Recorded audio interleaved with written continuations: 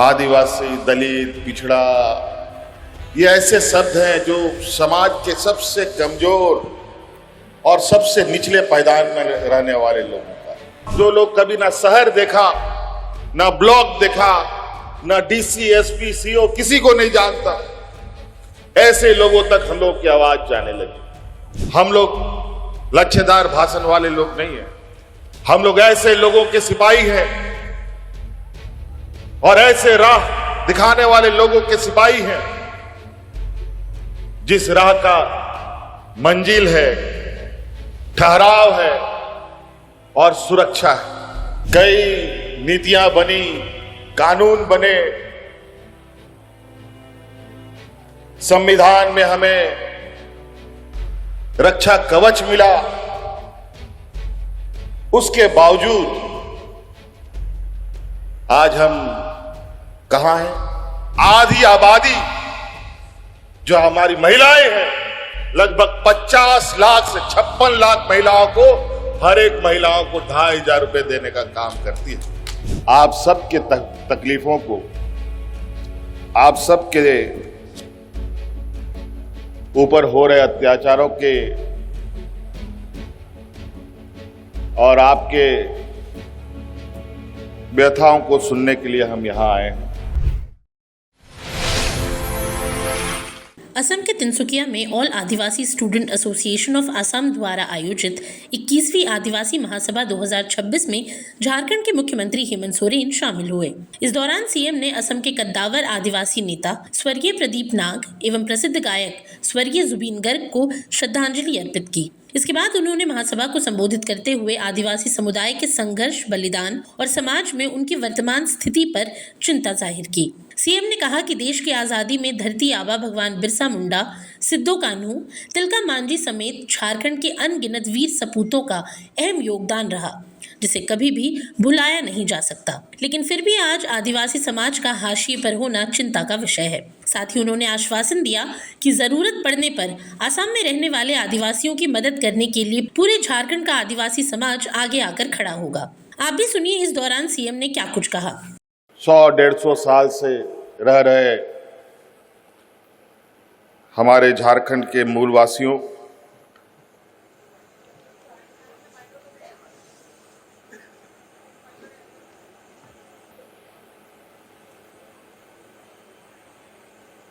असम के अंदर विशेष रूप से आज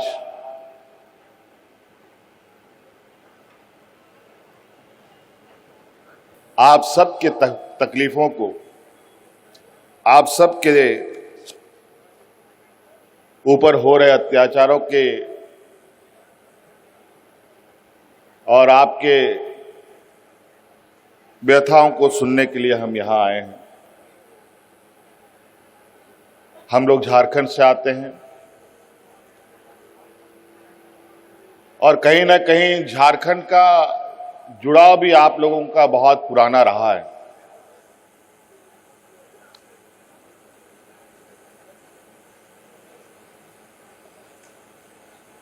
झारखंड एक ऐसा प्रदेश है जहां भारत देश का लोग सपना भी नहीं देखता था आजादी का। उस समय से हमारे पूर्वज अंग्रेजों के साथ संघर्ष करते थे। भगवान बिरसा मुंडा, सिद्धू कान्हू, तिलका मांझी, अनेक लोग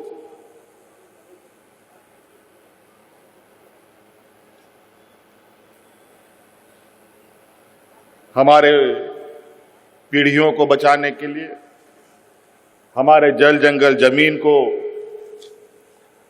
बचाने के लिए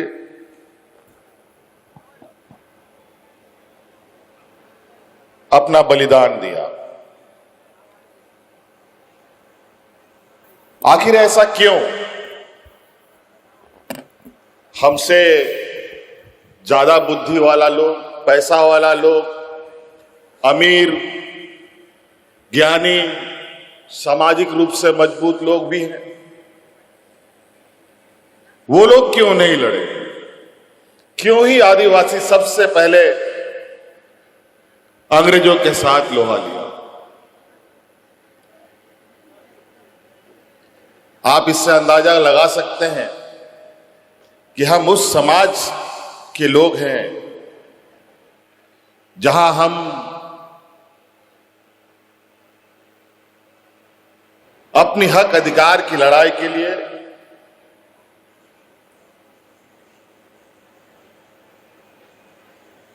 हमेशा संघर्ष किया है। आदिवासी, दलित, पिछड़ा, ये ऐसे शब्द हैं जो समाज के सबसे कमजोर और सबसे निचले पायदान में रहने वाले लोगों का। ऐसे क्या परिस्थिति आ गई जो यहां का मूल वासिंदा आज अलग अलग कोने में बिखर कर कई जगहों पर हास्य की स्थिति पर है। देश आजाद हुए 75 साल हो गए।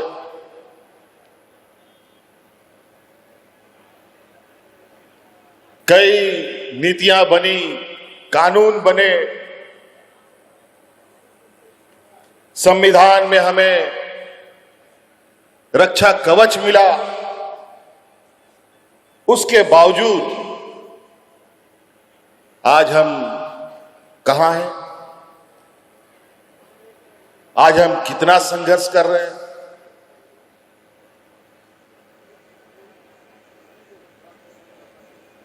ये आप बहुत बेहतर तरीके से जानते हैं। आदरणीय दिसोमगुरु शिबू सोरेन जी आज हमारे बीच में नहीं। जब उन्होंने अलग राज्य की परिकल्पना की तो बाजार का लोग हंसता था कि आदिवासी लोग राज बनाएगा, ये लोग तो हड़िया दारू पी करके पेड़ के नीचे पड़ा रहे। आज सच्चाई पूरे देश के सामने है। 2000 ईस्वी में अलग राज बन गया। ये बात सही है। उस समय यही नारा लगता था झारखंड में, कैसे लेंगे झारखंड, लड़ के लेंगे झारखंड। आदो बाबन बतावा, झारखंड बुदबन हथावा। ना मोबाइल, ना गाड़ी, ना मोटर। उसके बावजूद झारखंड के लोग झारखंड के लिए, झारखंड के जल जंगल जमीन के लिए चींटियों की तरह एकजुट हो जाते थे। हम लोगों ने जो 5 साल के अंदर जो वहां के आदिवासी, वहां के मूलवासी, जिनके पास जो लोग कभी ना शहर देखा, ना ब्लॉक देखा, ना डीसी, एसपी, सीओ, किसी को नहीं जानता, ऐसे लोगों तक हम लोग की आवाज जाने लगी, हमारी योजनाएं जाने लगी। आज जिस अंग्रेजों के साथ हमारे पूर्वज लड़ाई लड़ते थे, संघर्ष करते थे, और जो अंग्रेज हम लोग को गुलाम बना करके बंधुआ मजदूरों के तरह हम लोग के साथ व्यवहार करता था, आज उन अंग्रेजों के बगल में हमारा नौजवान जब बैठ करके उसके साथ पढ़ाई पढ़ा, बड़ी शिक्षाएं ले रहा है।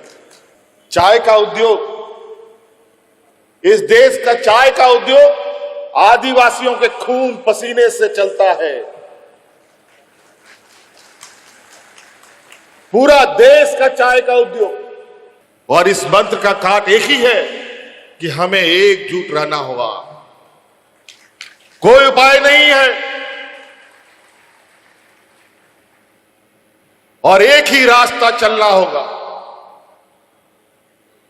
दुनिया भर लोग आएंगे रास्ता दिखाने के लिए, दुनिया भर का मंच सजेगा, दुनिया भर का नेता आएगा, कई लोग आपको बहुत लच्छेदार भाषण सुनाएंगे। हम लोग लच्छेदार भाषण वाले लोग नहीं हैं। हम लोग ऐसे लोगों के सिपाही हैं और ऐसे राह दिखाने वाले लोगों के सिपाही हैं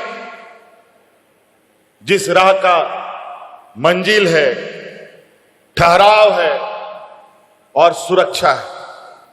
नहीं तो कई ऐसे राह दिखाने वाले लोग मिलेंगे जिसका कोई मंजिल नहीं, कोई सुरक्षा नहीं, कहां आप गुम हो जाइएगा पता नहीं।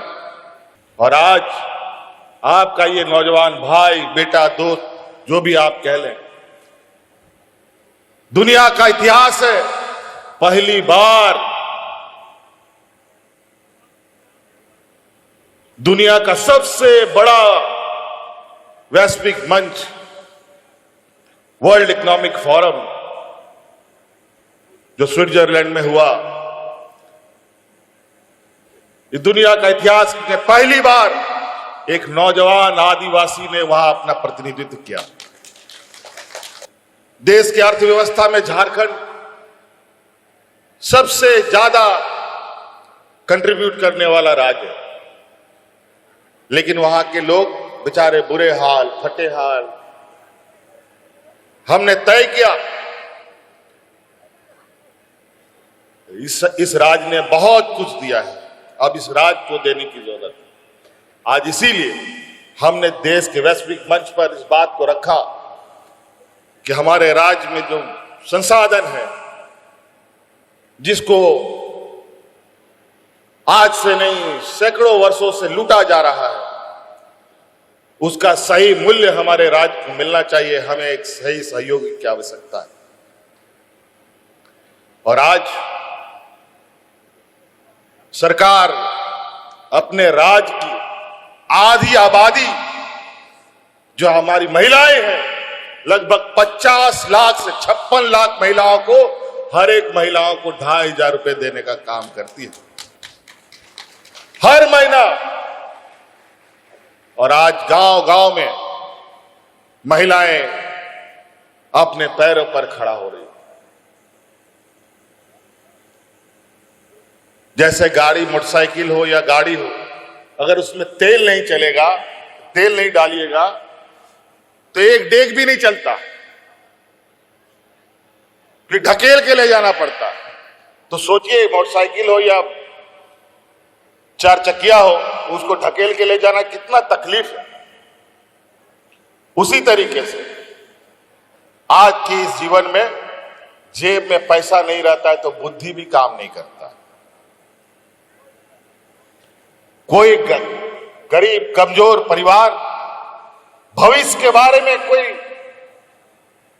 विचार नहीं कर सकता। वो सरकार भी काम करती है तो एक बजट उसका बनता है, उसके बाद काम करती है।